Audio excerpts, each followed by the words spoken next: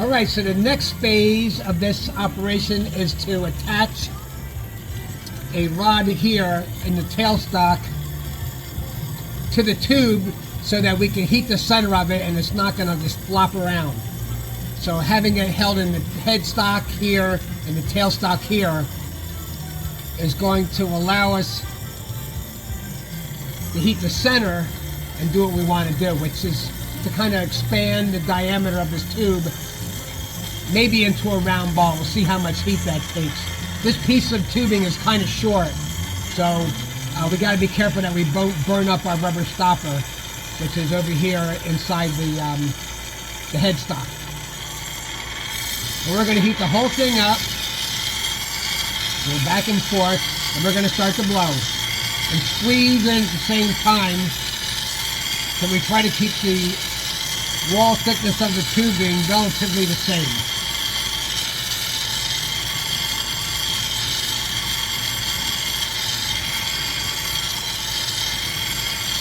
So it's squeezing and blowing. And keeping an eye on the flour so it's staying in the center. As you see it start to move towards the edge, you've got to stop the lathe and get it recentered.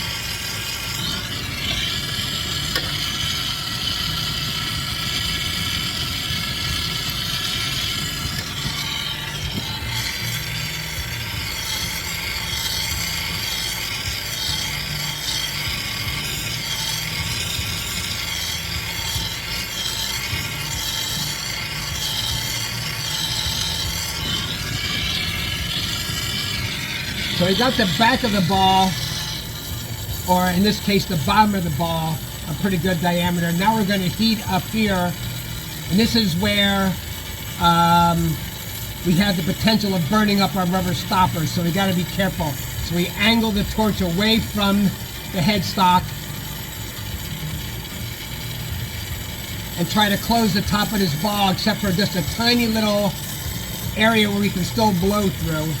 So we're going to use our graphite handle, and we're going to go in, kind of how to talk and blow at the same time, but you get the idea what I'm trying to do here. I don't want to burn up my rubber stopper. I want to close the top of the ball almost all the way. And I want to be able to tell you what I'm doing.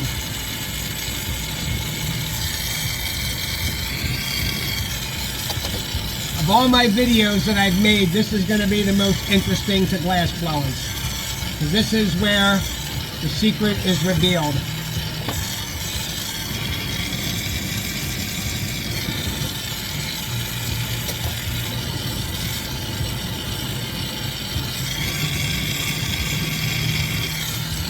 We want to close up the top of this ball as much as we can, but we still want to be able to blow through it.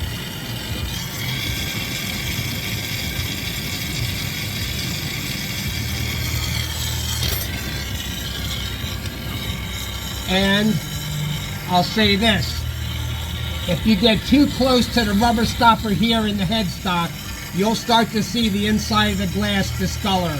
That means fumes from the rubber stopper are starting to burn and they're going inside the tube, and you don't want that. So I think I'm lucky. So I'm going to go ahead and try to make this round. I gotta do this quick. I got about 1 or 2 more minutes left on this video. See if I can get this done.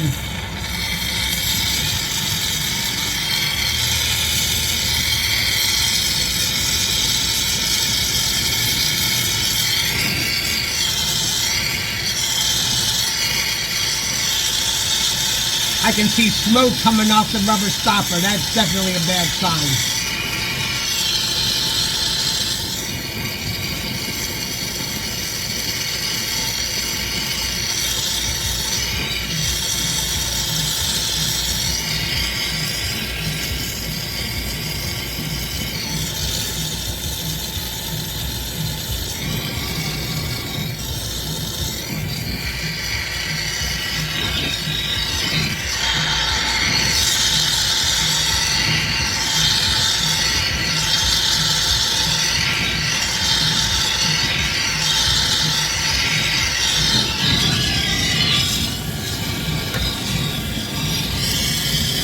The other thing that I'm seeing happening is the flour has gotten so hot inside there, it's starting to flop back and forth a little bit.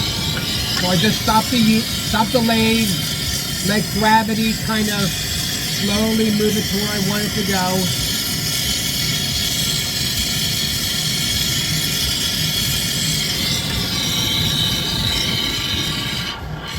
So what I learned on this one is that the length of tubing that I used was too short. I should have used something longer.